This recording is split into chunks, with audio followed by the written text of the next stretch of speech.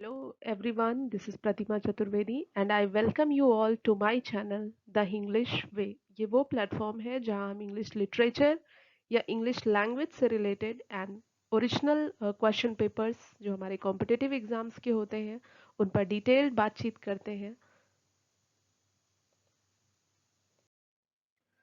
तो आज हम बात करेंगे टीजीटी 2016 का जो ओरिजिनल क्वेश्चन पेपर है जो फर्स्ट शिफ्ट में 17 जून 2016 को हुआ था। उस पेपर के कुछ ओरिजिनल क्वेश्चंस को हम यहाँ पर लेंगे और उनके डिटेल्ड सोल्यूशन पर बात करेंगे।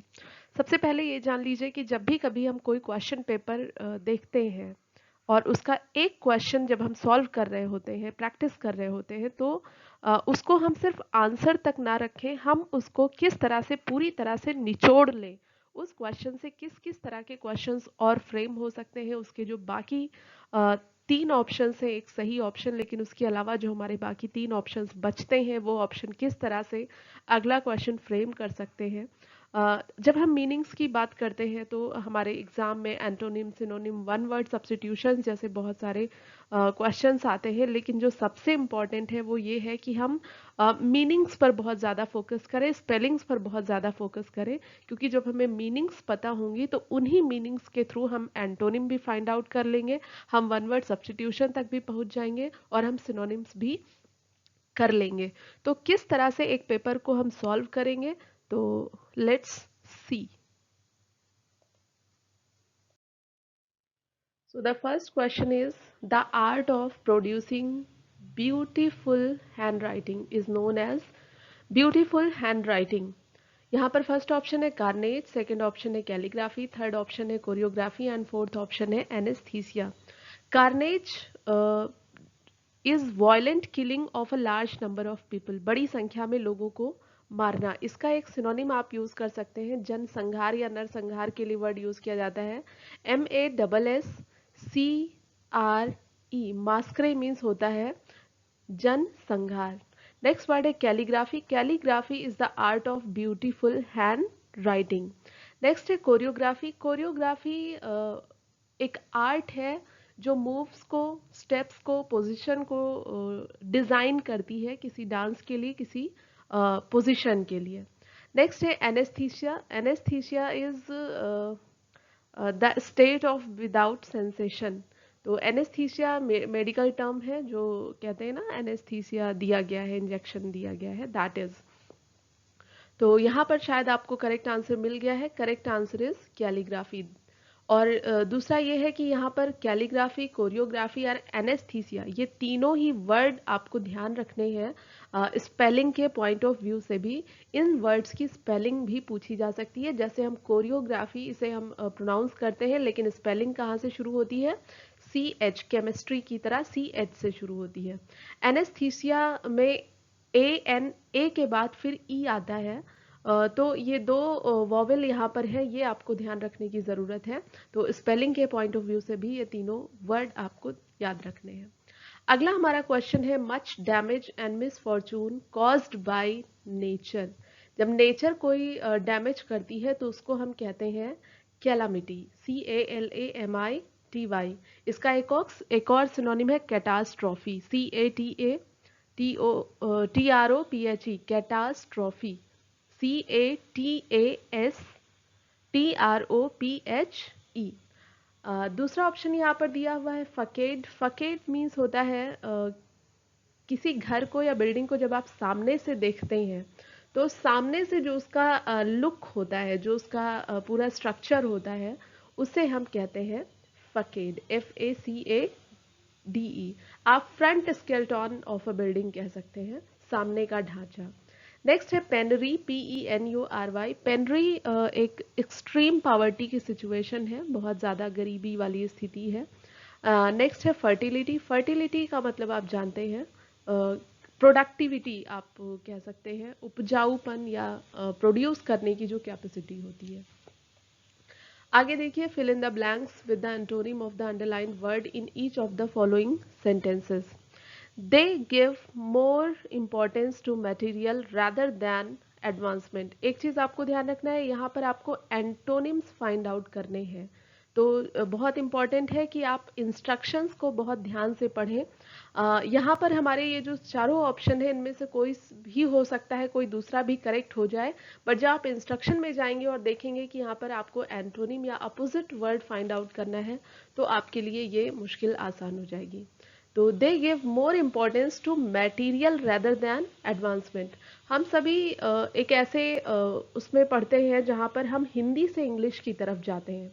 तो अगर किसी सेंटेंस की एक मीनिंग हमारे दिमाग में बन रही है, चाहे वो हिंदी में बन रही हो, तो हमें उसमें जो फीलिंग्स होते हैं, जो वर्ड्स होते हैं, उन्हें फाइंड आउट करना इजी हो जाता है। तो मटेरियल मतलब जो पैसा है, धन है, जो भौतिक वस्तुएं हैं, उनसे ज़्यादा वो किसी और चीज़ पर ध्यान नहीं देता है या उस पर ज़्यादा ध्यान देता है। तो यहाँ पर मटेरियल का अपोजिट क्या हो जाएगा? आध्यात्मिक। भौतिक और आध्यात्मिक, ये दो वर्ड हम यूज करते हैं हिंदी में। तो ये हमारा जो सेकंड ऑप्शन है spiritual, this is the right answer for this question. Intellectual होता है बौद्धिक, जो दिमाग से रिलेटेड होता है। इमोशनल का मतलब होता है जो आपकी भावनाओं से संबंधित हो। और वर्डली शब्दों से रिलेटेड हो, या फिर WORLDLY अगर होता तो वो वर्डली सांसारिक हो जाता। नेक्स्ट है honour and arise from one's own actions. Meaning ये जा रहा है कि सम्मान और ये व्यक्ति के अपने ही कार्यों से बनते हैं। तो यहाँ पर आपको क्योंकि अपोजिट निकालना है, तो प्लेजर, रेपुटेशन एंड प्रोग्रेस, ये तीनों ही पॉजिटिव वर्ड हैं। और यहाँ पर जो करेक्ट आंसर हो सकता है वो है शेम, SHAME। नेक्स्ट है getting and vile west are parts. Getting means पाना, और यहाँ पर क्या है जो खोने का सेंस दे रहा है। तो क्राइंग मीन्स रोना, स्पेंडिंग खर्च करना, स्लीपिंग सोना, ईटिंग। तो यहाँ पर बी ऑप्शन जो स्पेंडिंग है that might be the right answer. Next है there is both scarcity and dash in the modern world. आज के समय में दोनों ही चीजें हैं। स्कार्सिटी मीन्स लैक ऑफ, कमी, अभाव, जो चीजें नहीं है। और deficit, attraction, plenty and toleration. तो deficit is the synonym of scarcity, दोनों का मतलब कमी या अभाव है। अट्रैक्शन का मतलब खिंचाव होता है, आकर्षण होता है। टॉलरेशन मतलब सहन करने की क्षमता होती है। तो यहाँ पर स्कार्सिटी का अपोजिट क्या हो सकता है? प्लेंटी हो सकता है। प्लेंटी का मतलब पर्याप्त मात्रा या प्रचुर मात्रा। तो इस तरह से ये सही आंसर है। तो हमारा नेक्स्ट क्वेश्चन है in the following sentences fill in the blank with appropriate option given below. Question number 7 है if he dash I shall write to him. आपको पता है कि अगर आपके सेंटेंस में इफ यूज किया गया है, व्हेन यूज किया गया है, तो ये सारे सेंटेंसेस आपके कंडीशनल सेंटेंसेस हो जाते हैं जिनमें कोई शर्त हो जाती है। और एक चीज़ और जानने की ज़रूरत है कि अगर उसका जो दूसरा पार्ट है वो फ्यूचर टेंस में है, तो जो कंडीशन वाला पार्ट है वो किस में हो सकता है? कंडीशन वाला पार्ट आपका हमेशा प्रेजेंट टेंस में हो सकता है। प्रेजेंट टेंस में कंडीशन हमारी हो सकती है कब? जब उसका अगला पार्ट फ्यूचर में है। लेकिन कंडीशन वाला पार्ट कभी भी फ्यूचर में नहीं होता है। तो इफ ही, अब यहाँ पर 4 ऑप्शन है। राइटिंग कंटिन्यूअस में जा रहा है, बट कंटिन्यूअस के साथ आपको यहाँ पर हेल्पिंग वर्ब होनी चाहिए थी। राइट्स लिखा है, ये प्रेजेंट इंडेफिनिट है। रोट हो सकता था अगर यहाँ पर शैल नहीं होता। और राइट इसलिए नहीं हो सकता क्योंकि ही के साथ आप, अगर आपका सेंटेंस नेगेटिव नहीं है, इंटेरोगेटिव नहीं है, तो वर्ब की फर्स्ट फॉर्म में एस या ईएस का यूज हम करते हैं जो हमारे सिंगुलर सब्जेक्ट्स होते हैं उनके साथ। तो if he writes I shall write to him, यदि वो मुझे लिखता है तो मैं उसके लिए लिखूंगा या उसे लिखूंगा। यहाँ पर आजकल राइट ये वर्ड सिंपली एक अंडरस्टूड वर्ड है जिसमें लिखा जाता है कि ये करेस्पॉन्डेंस के लिए है, एक दूसरे के लिए लिखना मतलब एक दूसरे से बातचीत करना थ्रू लेटर्स। नेक्स्ट है द चाइल्ड वॉज ब्लाइंड। अब यहाँ पर एक गैप दिया हुआ है, BORNE बॉर्न दिया है, BORN बॉर्न दिया है, बर्थ दिया है, एंड नन ऑफ दीज दिया हुआ है। तो ये जो हमारा सेकेंड वर्ड है ये तो बहुत कॉमन सेंटेंस है, the child was born, he was born, I was born. तो यहाँ पर ये जनरल वर्ड है, इसको बहुत ज़्यादा मैं कॉम्प्लेक्स नहीं बनाऊंगी, कॉम्प्लेक्स नहीं करूंगी, क्योंकि जो सिंपल चीज़ें हैं उन्हें सिंपल वे में समझना ज़रूरी है। तो पैदा हुआ, पैदा हुआ, पैदा किया गया, तो ये सारे वर्ड्स जो है ये थर्ड फॉर्म के साथ जाते हैं। The child was born, Gandhi ji was born, I was born, तो ये BORN बॉर्न वर्ड होगा। बर्थ जो है ये नाउन है, बर्थ मीन्स जन्म होता है। तो वॉज यहाँ पर ये सेंटेंस आपका पैसिव वॉइस में है, जहाँ हेल्पिंग वर्ब के साथ वर्ब की थर्ड फॉर्म का यूज हम करते हैं। ठीक है। नेक्स्ट है I will introduce you dash my boss this week. मैं तुम्हारा परिचय अपने बॉस से कराऊंगा।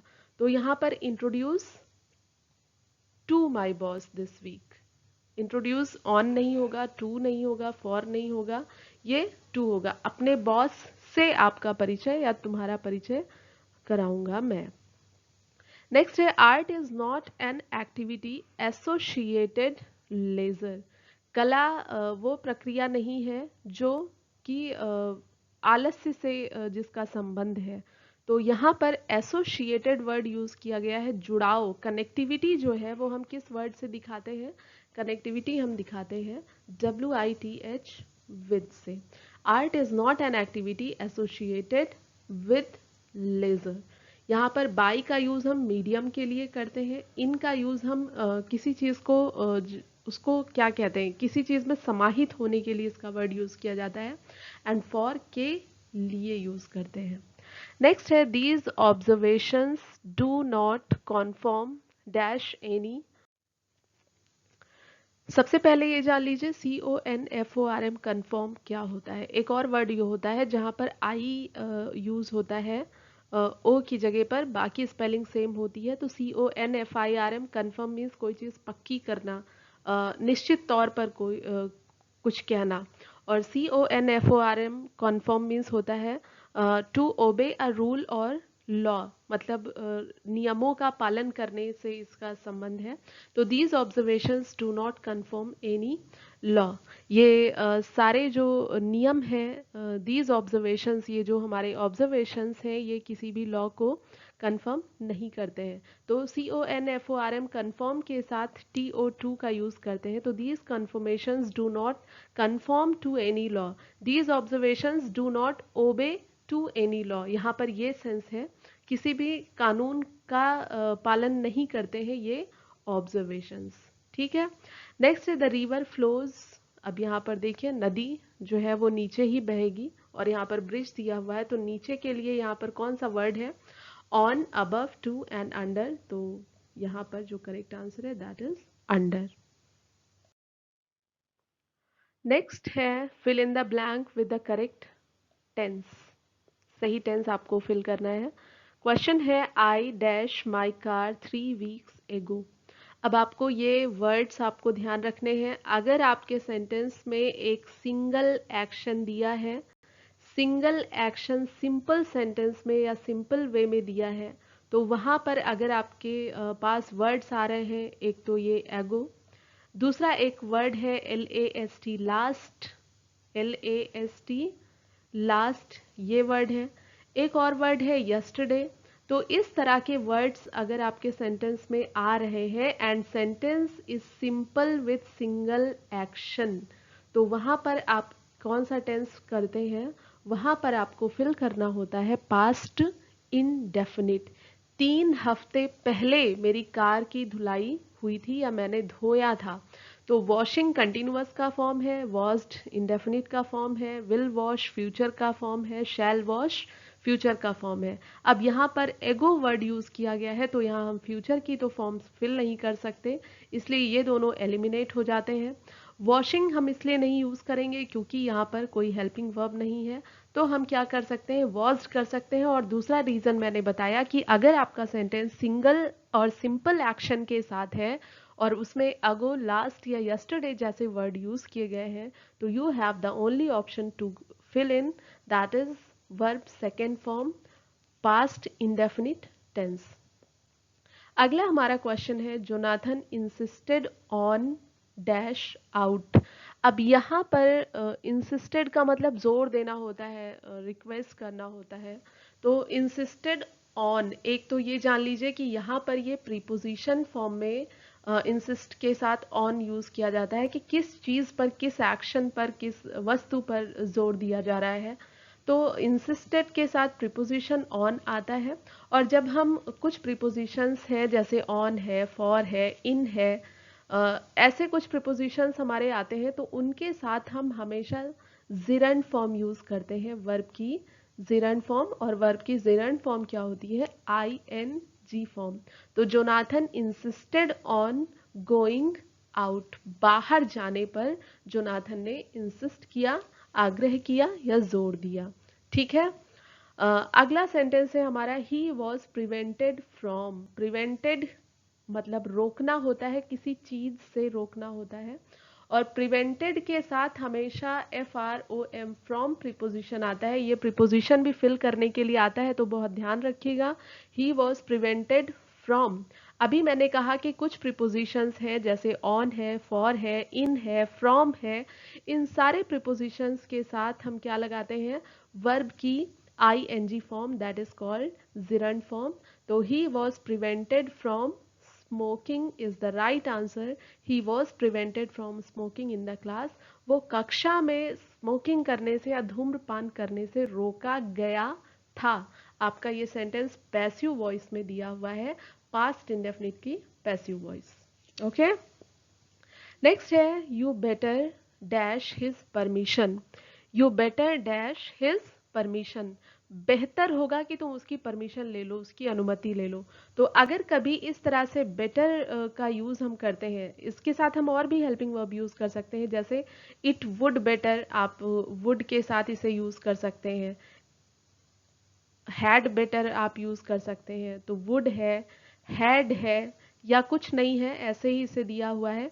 तो ऐसी सिचुएशन में अगर इन हेल्पिंग वर्ब के साथ या जिस स्थिति में यहाँ पर आपने बेटर यूज किया है, इस स्थिति में बेटर आता है, तो उसके साथ हमेशा वर्ब की फर्स्ट फॉर्म यूज होगी। और वर्ब की फर्स्ट फॉर्म बिना किसी जिरंड या इन्फिनेटिव के यूज होगी। तो ये जिरंड है, ये इन्फिनेटिव है, ये उसका पास्ट फॉर्म है, पास्ट परफेक्ट फॉर्म आप कह सकते हैं या परफेक्ट फॉर्म कह सकते हैं। और यहाँ पर जो फॉर्म है वो है एस डबल ई के, सीक मीन्स मांगना, ढूंढना, खोजना, ये होता है। तो इस सिचुएशन में you better seek his permission, ये करेक्ट ऑप्शन है। आप यहाँ पर, मैं आपसे कहूँगी कि ये सारे ही क्वेश्चन बहुत इंपॉर्टेंट हैं और यहाँ पर केवल एक एंगल से इन क्वेश्चंस को नहीं देखना है। इनको जो भी इनके आप नोट्स बनाते हुए चल सकते हैं कि अगर कोई प्रिपोजिशन है, ऑन है, फॉर है, फ्रॉम है, इन है, तो इनके साथ हम वर्ब की आईएनजी फॉर्म का यूज करते हैं नाउन फॉर्म में। अगर ये बेटर वाली सिचुएशन आती है जहां वुड बेटर, हैड बेटर, तो उस सिचुएशन में, या ये जो यहाँ दिया हुआ है, तो यहाँ पर हम वर्ब की फर्स्ट फॉर्म का यूज करते हैं। यू की जगह कोई भी सब्जेक्ट हो सकता है, I better give him permission, ठीक है, इस तरह से भी हो सकता है। नेक्स्ट क्वेश्चन है, she was seen the house. उसे देखा गया था। शी वॉज सीन, ये पास्ट इंडेफिनिट का पैसिव फॉर्म है। शी वॉज सीन, उसे घर में घुसते हुए देखा गया था। तो she was seen entering the house, क्योंकि एंटरिंग के साथ कोई और प्रिपोजिशन की ज़रूरत नहीं होती है। तो यहाँ पर हमारा ये जो वर्ड है, घुसते हुए देखा गया था। अभी मैंने कहा कि अगर आप सेंटेंस का मीनिंग फ्रेम कर लेते हैं तो आपको ऑप्शंस फिल्टर करने में बहुत ज़्यादा आसानी हो सकती है। तो she was seen entering the house. ठीक है। फिर नेक्स्ट है, tigers is a dangerous sport. आपने सेंटेंसेस पढ़े हैं, walking is a good exercise, dancing is better than sitting. इस तरह के जो हमारे, जहाँ पर हम जिरंड को नाउन की तरह यूज कर सकते हैं। तो ये सेंटेंस आपका कह रहा है कि टाइगर्स का शिकार करना खतरनाक खेल है। तो यहाँ पर आपका क्या ऑप्शन सही हो सकता है? Hunting tigers is a dangerous sport. Hunting tigers is a dangerous sport, ये बिल्कुल वैसा ही है। Swimming is a good exercise, singing is a good habit, walking is a what ever, इस तरह के बहुत सेंटेंसेस आपने देखे हैं, तो ये उसी का एक एग्जाम्पल है। नेक्स्ट क्वेश्चन दिया हुआ है, choose the correct answer for the following questions. In order to repair the leaking pipes we had to call the, leaking pipes के सिचुएशन में आपको किसे बुलाना है? तो first option is carpenter. Carpenter वो होता है जो वुडन ऑब्जेक्ट्स बनाता है, लकड़ी में काम करता है। नेक्स्ट है प्लम्बर। प्लम्बर वो होता है जो आपके घरों में पाइप्स लगाता है, पूरा जो घर का आप ये कह सकते हैं प्लम्बिंग जो वर्ड यूज़ किया जाता है जिसमें नल के पाइप हैं उनको बिछाने का, बाहर निकालने का, और ये सब जो डिज़ाइनिंग करता है उसे प्लम्बर कहते हैं। नेक्स्ट है इलेक्ट्रीशियन जो बिजली का काम करता है, एंड आर्किटेक्ट जो घरों को डिज़ाइन करने का काम करता है। तो यहाँ पर आप समझ गए होंगे कि लीकिंग पाइप्स है तो कौन हो सकता है? The correct answer is plumber. Next है as I had hurt my eye, मेरी आंख को चोट लगी है, I had to go to, क्या है? A psychiatrist. साइकियाट्रिस्ट या साइकाइट्रिस्ट दोनों ही से प्रोनाउंस करते हैं। ये वो होता है जो मनोरोग चिकित्सक होता है। दो वर्ड हैं आपको ध्यान रखने हैं, एक साइकोलॉजिस्ट और एक साइकाइट्रिस्ट। दोनों की स्पेलिंग आती है क्योंकि PSY से शुरू होता है। CHIATRIST साइकाइट्रिस्ट होता है, और साइकोलॉजिस्ट होता है PSYCHOLOGIST। तो साइकोलॉजिस्ट होता है जो मस्तिष्क की स्टडी करता है, what ever is happening in, ठीक है। और साइकाइट्रिस्ट वो होता है जो मन के रोगों को ठीक करता है। अगला दिया हुआ है कार्डियोलॉजिस्ट। कार्डियोलॉजिस्ट वो होता है जो हृदय रोग विशेषज्ञ होता है, हार्ट रिलेटेड जो डिजीज होती है उनके बारे में डायग्नोस करता है, उन्हें ट्रीट करता है। नेक्स्ट है एन ऑक्यूलिस्ट। ऑक्यूलिस्ट जो होता है ये आँख पर काम करता है। यहाँ पर थोड़ा सा और इसे सही करने की ज़रूरत है, प्रिसाइज करने की ज़रूरत है, और वो ये है कि ऑक्यूलिस्ट वो पर्सन होता है जो प्रेस्क्राइब करता है लेंसेज या स्पेक्स को, चश्मे वगैरह जो हमारे लिए क्या सही है वो बताता है, वो ऑक्यूलिस्ट होता है। एंड आर्किटेक्ट जो घरों को डिज़ाइन करता है उनकी बनने से पहले। तो यहाँ पर फिलहाल आंख से रिलेटेड एक ही ऑप्शन है, वो है ऑक्यूलिस्ट, तो आप इसी के साथ जाएंगे। एक और वर्ड है ऑप्थेल्मोलॉजिस्ट। OPTHALMOLOGIST। ऑप्थेल्मोलॉजिस्ट होता है जो आई टेस्ट करता है, डायग्नोस करता है और ट्रीट करता है आंखों की बीमारियों को, डिजीज को। ऑक्यूलिस्ट वो पर्सन होता है जो प्रेस्क्राइब करता है लेंसेज और स्पेक्स को कि आंखों के लिए कौन से लेंसेज या चश्मे सही हैं। और एक और वर्ड हम यूज करते हैं ऑप्टिशियन। ऑप्टिशियन वो होता है जो टेक्नीशियन होता है, लेंसेज और फ्रेम्स को डिज़ाइन करने वाला ऑप्टिशियन कहा जाता है। तो अगर सीधी लैंग्वेज में कहें तो ऑप्टिशियन जो है वो चश्मा बनाने वाला होता है। ऑप्थेल्मोलॉजिस्ट वो होता है जो आँखों को की बीमारियों को डायग्नोज करता है और उनको ट्रीट करता है। ऑक्यूलिस्ट वो होता है जो आँखों की आई साइट से रिलेटेड, मतलब जो उनके लेंसेज हैं, चश्मे हैं, उन वो कौन से ठीक रहेंगे इनके बारे में प्रिस्क्रिप्शन देता है। ठीक है, स्पेलिंग याद रखना है आपको, साइकाइट्रिस्ट की, कार्डियोलॉजिस्ट की, आर्किटेक्ट की और ऑक्यूलिस्ट की भी याद रखेंगे तो कोई नुकसान नहीं है। नेक्स्ट क्वेश्चन है the sudden running of a herd of frightened animals is. ये फ्राइटेंड लिखा हुआ है, डरे हुए जानवरों का झुंड जो भाग रहा हो उसे क्या कहते हैं? तो उसके लिए वर्ड यूज किया जाता है स्टैम्पीड, STAMPEDE। और ये केवल जानवरों के झुंड के लिए भी ही नहीं कि ये ह्यूमन बीइंग के झुंड के लिए भी यूज किया जाता है अगर वो एक डायरेक्शन में डर के भाग रहे हो तो। अलूफ जो वर्ड यूज किया जाता है ALOOF, अलूफ मीन्स अलग, सेपरेशन में कोई चीज कहीं पर हो तो उसके लिए अलूफ वर्ड यूज करते हैं।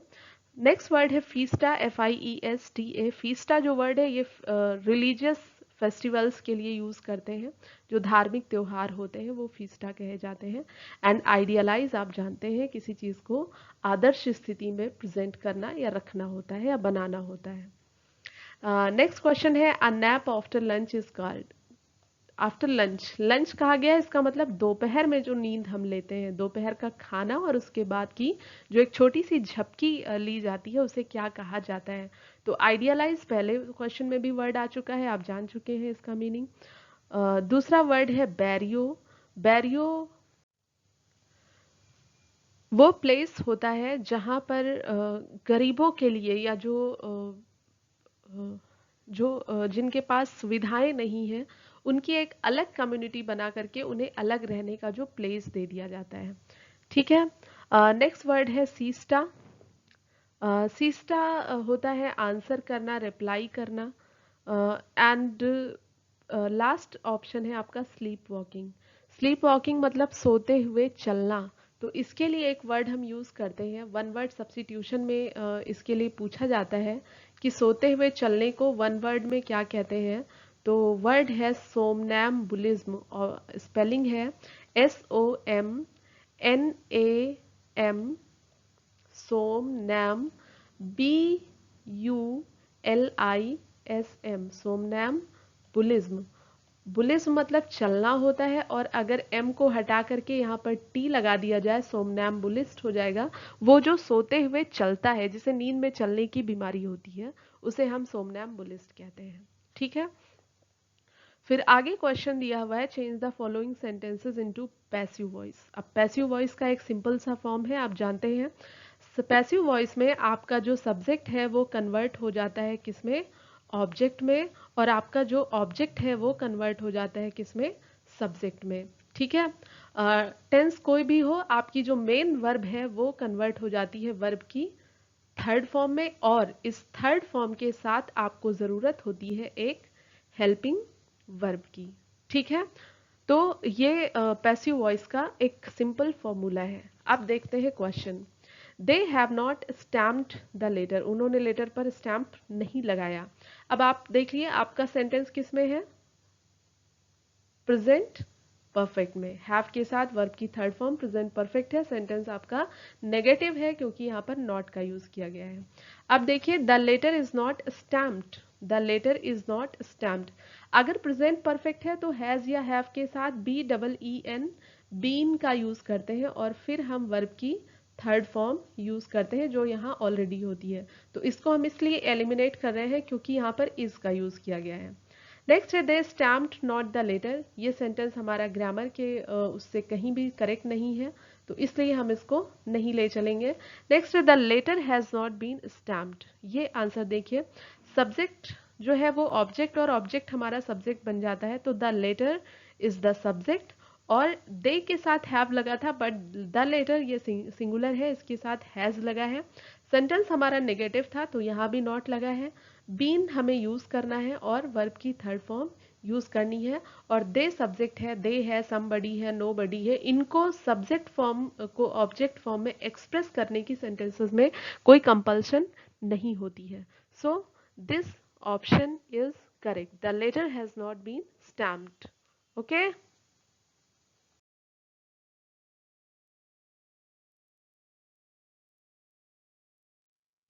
Our next question is, read the following sentences and indicate for each sentence the correct option. आपको यहाँ पर simple, complex and compound sentences को बताना है। मैं यहाँ पर आपके लिए एक वीडियो अटैच करूँगी कार्ड्स में, जिस पर आप क्लिक करके उसे देखेंगे तो ये जान पाएंगे कि simple, compound and complex sentences को हम कैसे फाइंड आउट कर सकते हैं बहुत इजीली। तो ये डिपेंड करते हैं हमारे कंजंक्शंस पर, और कंजंक्शंस में हमें ये जानना ज़रूरी है कि हमारे कोऑर्डिनेट एंड सबऑर्डिनेट कंजंक्शंस कौन कौन से हैं। तो अगर वो हमारे दिमाग में आ जाते हैं तो हमारे लिए सेंटेंसेस को फाइंड आउट करना बहुत मुश्किल नहीं होता है। सबऑर्डिनेट कंजंक्शंस कॉम्प्लेक्स सेंटेंसेस बनाते हैं, कोऑर्डिनेट कंजंक्शंस कंपाउंड सेंटेंसेस बनाते हैं। ठीक है। तो यहाँ पर आइए देखते हैं। Although they are 250 miles apart, they keep in constant contact on the internet. वो कितनी ही दूर क्यों ना हो, 250 मील दूर है, फिर भी वो कांस्टेंट कांटेक्ट रखते हैं इंटरनेट के माध्यम से। अब एक चीज़ और देख लीजिए, इंटरनेट के साथ ऑन का यूज़ किया जाता है। ठीक है। इंटरनेट के साथ बाय या कोई और प्रिपोजिशन नहीं यूज़ करते हैं, ऑन द इंटरनेट। तो यहाँ देखिए एक वर्ड यूज किया गया है ऑल्दो, ALTHOUGH, ऑल्दो, हालांकि या यद्यपि इसका सेंस होता है। हमारे जो ये सबऑर्डिनेट कंजंक्शन है, सबऑर्डिनेट कंजंक्शंस में एज, बिकॉज, सिंस, फॉर, ये सारे वर्ड्स आते हैं। इसके अलावा मैं बता दूं कि जितने भी हमारे इनडायरेक्ट स्पीच में जो वर्ड्स बनते हैं, सेंटेंसेस बनते हैं, चाहे वो इंटेरोगेटिव सेंटेंसेस हों, वो इसमें आते हैं। दूसरे ये है कि हमारे जो कंडीशनल सेंटेंसेस होते हैं, कंडीशनल सेंटेंसेस हमेशा कॉम्प्लेक्स टाइप के सेंटेंसेस होते हैं। तो आप उस वीडियो को ज़रूर देखिएगा और आप ये जब ये जान लेंगे कि सबऑर्डिनेट एंड कोऑर्डिनेट कंजंक्शंस कौन कौन से हैं, तो आप ये जान पाएंगे कि वो सेंटेंस कॉम्प्लेक्स है या कंपाउंड। तो ये एक वर्ड है ऑल्दो, और दूसरा ये है कि एक सेंटेंस के दो पार्ट और दोनों में से एक की डिपेंडेंसी दूसरे पर है कंप्लीट मीनिंग देने के लिए, तो वो हमारे कॉम्प्लेक्स सेंटेंसेस होते हैं। बट ये वाला तरीका मेरे लिए उतना इफेक्टिव नहीं है। मुझे लगता है कि अगर हम अलग अलग कंजंक्शंस को फाइंड आउट कर लें और उन्हें हम जान लें, याद कर लें, याद हो जाए हमें, तो हमारे लिए ये ज़्यादा सेंटेंस है, बजाय इसके कि वो उनकी डिपेंडेंसी देखना या समझना। तो ऑल दो सबऑर्डिनेट कंजंक्शन है, और सबऑर्डिनेट कंजंक्शन अगर सेंटेंस में है तो सेंटेंस हमारा कैसा है? कॉम्प्लेक्स सेंटेंस है। ठीक है। नेक्स्ट है Rita loves to go to the beach and spend her days sunbathing. अब देखिए यहाँ पर रीता के साथ एक वर्ब यूज की गई है, LOVES, लव्स। दूसरा इन्फिनेटिव के साथ अटैचमेंट है to go to the beach and spend her days sunbathing. ये स्पेंड जो है ये इसी टू के साथ फिट होगा, और जब हम टू के साथ इसे फिट करेंगे तो इसका मतलब ये वर्ब मेन वर्ब नहीं है, ये इन्फिनेटिव वर्ब है जो यहाँ पर यूज हुई है। तो Rita loves to go to the beach and Rita loves to go to spend her days sunbathing. तो सेंटेंस में अगर एक सब्जेक्ट है और मेन वर्ब एक ही है, तो वो सेंटेंस कैसा होगा आपका? वो सेंटेंस आपका सिंपल सेंटेंस होगा। नेक्स्ट है Tom and Jerry have a big argument every summer over where they should spend their summer vacation। where, how, when, इन सब से हमारे वर्ड्स अगर, हमारे सेंटेंसेस अगर कनेक्ट हो रहे हैं तो वो सारे सबऑर्डिनेट कंजंक्शंस हैं, एंड सबऑर्डिनेट कंजंक्शंस की सिचुएशन में आपके सेंटेंसेस क्या हो रहे हैं? कॉम्प्लेक्स हो रहे हैं, कॉम्प्लेक्स सेंटेंसेस होते हैं वो। नेक्स्ट है John dislike sitting on the roof, he always gets a headache. वो छत पे बैठना पसंद नहीं करता है क्योंकि उसे हर बार बुखार हो जाता है। ये जो कॉमा है ये फॉर या बिकॉज जो भी सेंस दे रहा है, लेकिन एक सेंटेंस की डिपेंडेंसी दूसरे पर है, इसलिए ये सेंटेंस आपका कैसा है? कॉम्प्लेक्स सेंटेंस है। और कॉम्प्लेक्स सेंटेंसेस हमारे सबऑर्डिनेट कंजंक्शन से बनते हैं। सबऑर्डिनेट कंजंक्शंस हमारे जितने भी इनडायरेक्ट स्पीच के सेंटेंसेस होते हैं, जिसमें हम if, whether, when, how, where, what, ये सारे जो कंजंक्शंस यूज करते हैं वो सारे कंजंक्शंस होते हैं। कंडीशनल सेंटेंसेस के जो सेंटेंसेस होते हैं वो कॉम्प्लेक्स सेंटेंसेस होते हैं। प्रेजेंट परफेक्ट, पास्ट परफेक्ट और कंटिन्यूअस के जो भी सेंटेंसेस होते हैं वो सारे क्या होते हैं? वो हमारे कॉम्प्लेक्स सेंटेंसेस होते हैं।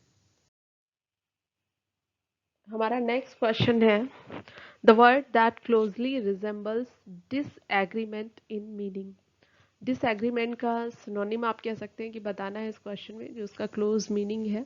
तो फर्स्ट वर्ड है डिसेंट, DECENT। डिसेंट मीन्स आप कह सकते हैं डिग्निफाइड, जो बिहेवियर में अच्छा हो, फेयर हो, ऑनेस्ट हो, इस तरह के जो क्वालिटीज हैं उसे हम डिसेंसी कहते हैं।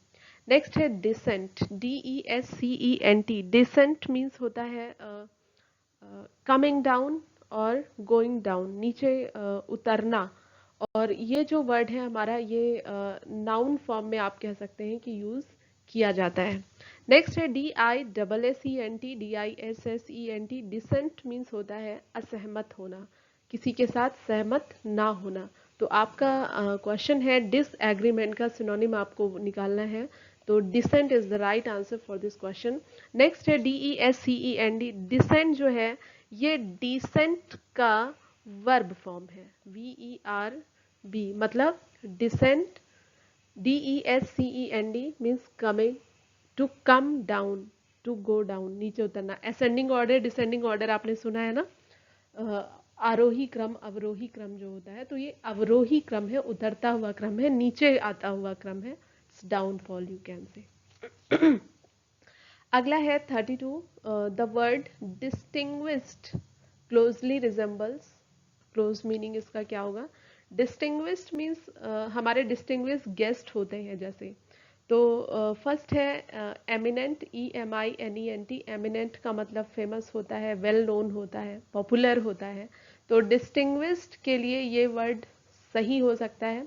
नेक्स्ट है IMMINENT, एमिनेंट मीन्स होता है अनप्लीजेंट, जो खुशनुमा ना हो, जो अच्छा ना हो। अगला ऑप्शन भी सेम स्पेलिंग के साथ है। एंड लास्ट ऑप्शन है इमनेंट, IMMANENT, इसके लिए एक वर्ड हम यूज कर सकते हैं ओमनी प्रेजेंट।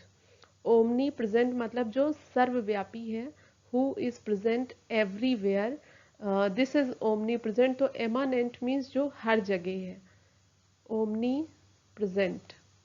ठीक है, तो ये हमारे वर्ड्स हो गए। तो इसमें करेक्ट ऑप्शन है एमिनेंट, जो वेल नोन है, पॉपुलर है, जो डिस्टिंग्विश्ड है। नेक्स्ट है showing respect is best indicated by, showing respect is best indicated by. अब रिस्पेक्टेबल होता है वन हु डिजर्व्स रिस्पेक्ट, जो डिजर्व करता है रिस्पेक्ट को, जिसकी रिस्पेक्ट की जानी चाहिए। एंड शोइंग रिस्पेक्ट इज, यहाँ पर कुछ ऐसा स्पेसिफाइड नहीं है, तो रिस्पेक्टफुल, सम्मान से जो भरा हुआ है, दिस इज, ये करेक्ट ऑप्शन हो सकता है इसके लिए, रिस्पेक्टफुल। नेक्स्ट है रिस्पेक्टिव, रिस्पेक्टिव का यूज हम करते हैं सेपरेशन के सेंस में, बिलोंगिंग सेपरेटली। एंड रिसेप्शन, आप जानते हैं रिसेप्शन काउंटर होते हैं, रिसेप्शन कॉर्नर होते हैं जहाँ पर रिसीव किया जाता है समथिंग और समवन। ठीक है, नेक्स्ट है 34 question number, a false idea or image is known as, false idea or image. Allusion, ALLUSION, ये वर्ड बना है ALLUDE, एल्यूड से, और एल्यूड मीन्स होता है इंडिकेट करना, इशारा करना, डायरेक्ट करना। तो एल्यूजन उसी का नाउन फॉर्म है, एल्यूड वर्ब फॉर्म है। एल्यूजन मीन्स इशारा होता है। इमेजरी मतलब कल्पना आप कह सकते हैं, कोई भी इमेज, किसी चीज के बारे में सोचना, इमेज बनाना। नेक्स्ट है इल्यूजन, ILLUSION, इल्यूजन भ्रम होता है, कंफ्यूजन होता है। तो फॉल्स आइडिया और इमेज जो है ये इल्यूजन हो सकता है, भ्रम हो सकता है। एंड लास्ट ऑप्शन है none of these, so answer number option number C is correct.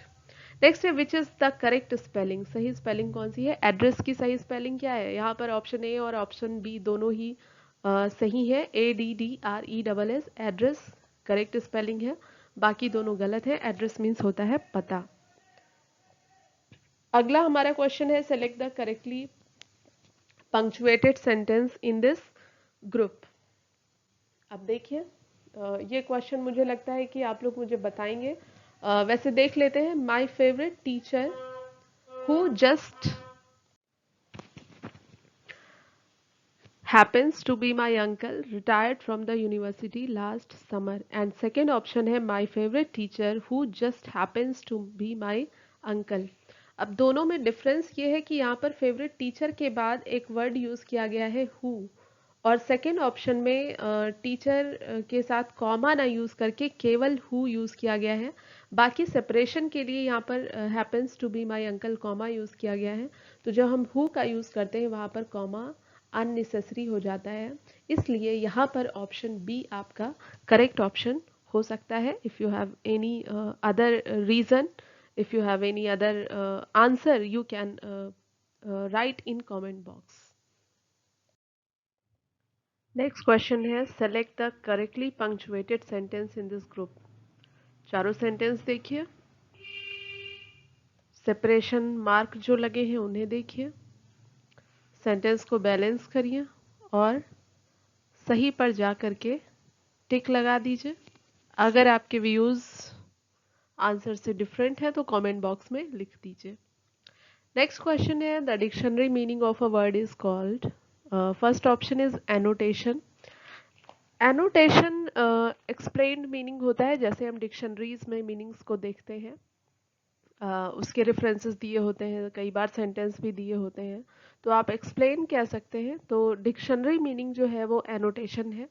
Next है कोनोटेशन। कोनोटेशन वो मीनिंग्स होती हैं जो एडिशनल होती हैं, जैसे आपको अक्षांश या देशांतर समझना है तो उसके लिए कुछ ऐड किया जाएगा, जो उसका एक्सप्लेनेशन होगा, जो एडिशनल डेफिनेशन हम यूज़ करेंगे, वर्ड्स यूज़ करेंगे, वो कोनोटेशंस होंगे। नेक्स्ट है डिनोटेशन। डिनोटेशन वो होते हैं जैसे आप मैथ्स में, अलजेब्रा में स्पेशली आप कोई चीज़ की वैल्यू एक्स कंसीडर करते हैं, तो ये सिंबल्स या फिर कोई ऐसे वर्ड्स जो कुछ एक्सप्रेस करते हैं वो डिनोटेशन होते हैं। डिग्रेशन क्या होते हैं? डिग्रेशन वो भटकाव है, डिस्ट्रैक्शन है। Means we have started from somewhere and we reached somewhere else. कहीं से हमने शुरू किया, जैसे कि हमने शुरू किया करप्शन पे हम बात कर रहे हैं, और करप्शन पे बात करते करते हम पहुंच जाएं कि विधायक कैसे बन सकते हैं। तो ये जो है ये डिग्रेशन है। ठीक है। नेक्स्ट हमारा क्वेश्चन है एलिप्सिस रिफर्स टू। एलिप्सिस होता है जहां पर वर्ड्स को ओमिट कर दिया जाए, खत्म कर दिया जाए, और जो एक्सप्रेशन होते हैं उनके थ्रू हमें समझ में आ जाए। जैसे हम बहुत बातों बातों में किसी को कहें कि ये तो बहुत, किसी को बहुत बेवकूफ़ कहना हो लेकिन हम कहते तो बहुत बड़ा वाला है, तो ये जो हमारे एक्सप्रेशंस होते हैं तो हम समझ जाते हैं उन रेफरेंसेस में कि हम क्या कहना चाहते हैं। तो ओमिशन ऑफ वर्ड्स जो है वो एलिप्सिस कहा जाता है। बाकी सारे ऑप्शंस सूटेबल नहीं है। हमारा नेक्स्ट क्वेश्चन है एंड लास्ट क्वेश्चन है, using softer sounding words to avoid bluntness. जैसे किसी भी गहरी बात को या बहुत तीखी बात को कहने का जो सॉफ्टर वे है, जैसे डॉक्टर्स कहते हैं किसी पेशेंट के ना रहने पर, the patient is no more, he is not breathing. तो नॉट ब्रीदिंग या नो मोर कहने का मतलब वही है जो हम ये कहें कि अ, वो मर गया है। ठीक है। तो उस बात को कहने के जो दूसरे तरीके हैं, तो उसमें फर्स्ट ऑप्शन है यूफेमिज्म, EUPHEMISM। यूफेमिज्म वो तरीका है जिसमें ब्लंटनेस को अवॉइड करके सॉफ्टर वर्ड्स यूज किए जाते हैं एक्सप्रेशन के। नेक्स्ट है यूफ्यूज्म। ये एक फिगर ऑफ स्पीच है जिसमें एक्स्ट्रा डेकोरेटेड लैंग्वेज हम यूज करते हैं। तो ये वो है। यूफ्यूज में आपको याद होगा जॉन लिली का एक प्रोज रोमांस भी आया था। तो इस तरह की चीज़ें अगर आपके सामने आती हैं कहीं मीनिंग्स में, तो आपको उन्हें भी नोट करते चलना है। प्रोज रोमांस था ये। जॉन लिली, लिली का नाम आप जानते हैं, one of the university wits. Next है एजोनेंस। एजोनेंस होते हैं जैसे कि कोई दो वर्ड है और दोनों में हम अगर साउंड की बात करें, जैसे कि SEEN, सीन, सीन है। और दूसरा वर्ड हम जैसे कह सकते हैं READ, रीड। ठीक है। तो यहाँ पर हमारा जो डबल ई, ये दोनों क्या है, ये वॉवेल है, और EA ये दोनों डिफरेंट वॉवेल है। लेकिन दोनों क्या कर रहे हैं, दोनों सेंटेंस में अगर आप ध्यान देंगे तो दोनों ही एक काम कर रहे हैं, और वो एक काम ये है कि दोनों ही ई का साउंड प्रोड्यूस कर रहे हैं। तो इस तरह से अलग अलग वॉवेल, अलग अलग कॉन्सोनेंट जब एक ही तरीके का साउंड क्रिएट करते हैं तो उसे हम कहते हैं एजोनेंस। और लास्ट वर्ड है रेजोनेंस। रेजोनेंस क्या होती है? रेजोनेंस एक रिफ्लेक्शन ऑफ साउंड होता है, गूंज जिसे हम कहते हैं। तो ये इस तरह से हमारा क्वेश्चन पेपर है। TGT का क्वेश्चन पेपर है, ओरिजिनल क्वेश्चन पेपर है, जिसके 40 क्वेश्चंस हमने यहाँ पे डिस्कस किए हैं। अगले पार्ट में हम नेक्स्ट 40 क्वेश्चंस डिस्कस करेंगे। तो 2016 के जो रिमेनिंग क्वेश्चंस हैं उनके डिटेल डिस्कशन के लिए stay tuned with Pratima Chaturvedi. Thank you.